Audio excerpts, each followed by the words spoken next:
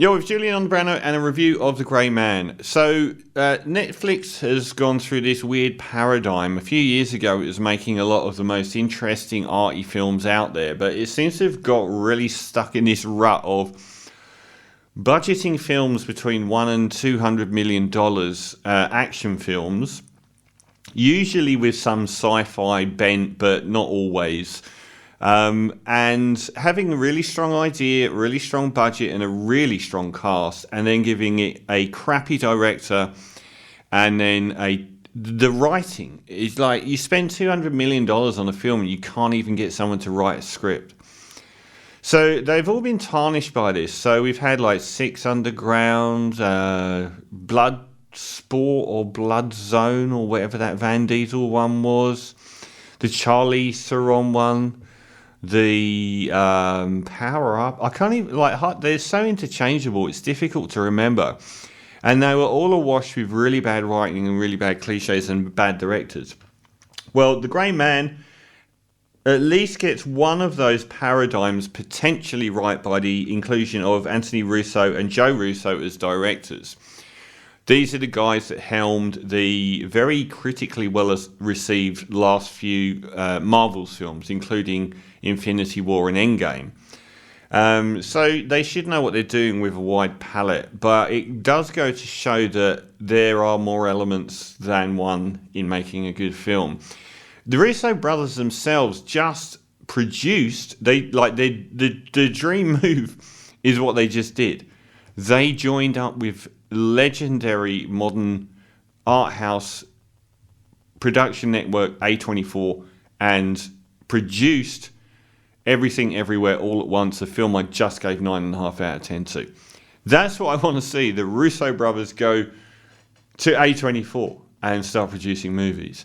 Instead, we've got the directors of Everything Everywhere All at Once going to the MCU side of the fence. I'm like, no, really?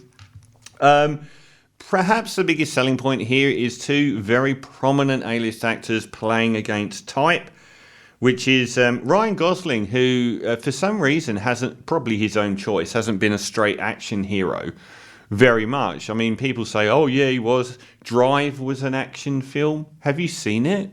It isn't really. It's a drama that has some sporadic action in it, but it's not an action film. He's hardly ever, I don't know if he's ever done a straight action film like this.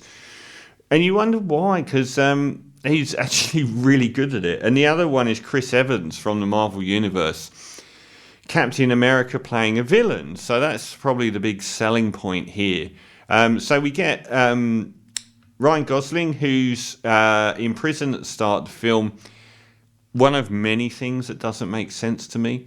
He seems to be in prison for like a life sentence or for 30 years for killing his dad, who was beating his brother to death. I'm not sure how that actually plays out. He's a child and he gets this massive sentence for saving his brother's life. It didn't really make sense. So the wonderful, and I hope he's filtering back into mainstream movies a lot more, Billy Bob Thornton. Terrific. He looks so cool now. He looks so handsome in his elder years. So he's a CIA head and he recruits people that are in jail for the rest of their lives who've acted. Again, it doesn't make sense. They want to recruit people who are brilliant assassins, so they go and find people that are in jail who've already been caught on the basis that they're sociopaths? I can understand them, choosing people that are sociopaths, but it's already established that Ryan Gosling did his for a reason. And anyway, he recruits Ryan Gosling to become a CIA hitman. And we wind forward years. Ryan Gosling's known as Sierra 6 and the best of the best of the best of these assassins. Like you could write the movie from here on out. Obviously, he goes on one last hit. I don't even know if it's one last hit. I just assumed that was part of it. So he goes to do this hit, and it's on the excellent Australian actor Cullen Mulvey, who shows up in all these films in the weirdest places. I'm really annoyed that they cut his character off right at the start, because I'd love to have kept him in this undoubted franchise-building world. He plays Sierra 4, and Ryan Gosling's sent there to kill him. And in the process of this happening, finds out that the CIA are bad. Really? Why would anyone work for the CIA in the movies? So basically, the people that have been running their nefarious hitman unit want to scrub all existence of them and pretend that it never happened and avoid accountability for what they've done. So from that point on, Ryan Gosling goes on the run. And he's pursued by the whole world. Apart from Billy Bob Thornton, who has his daughter kidnapped to try and put leverage on him turning Ryan Gosling in. And the people that are after him, led by Regé-Jean Page, I think a very big TV star. He's like the CIA guy that is trying to scrub all evidence. He hires Chris Evans, who's an out-and-out sociopath, sadistic murderer, to kill this invincible hitman. And the rest of this, the chase film you've seen over and over. The other additions, Ana de Armas, who is just a goddess. Used much less interestingly here than in anything I've seen her in, where she's lit up the screen. Even in that pretty dire Bond film, she was undoubtedly the best thing in it, Knives Out. She is wonderful, and not used. She's fine here. She's fine. She plays a CIA operative that's on the same side as Ryan Gosling, doesn't believe what's happening. And then we go chasing across Europe through death and destruction and actually destroying entire cities along the way. And the other really good addition here is Julia Butters. She seems to be, I can't remember her name, the girl that was in True Grit. And then in the she's wonderful. She was great as this young woman in True Grit, and is still playing a teenager to this day for some reason. Julia Butters is the most exciting young actress since her.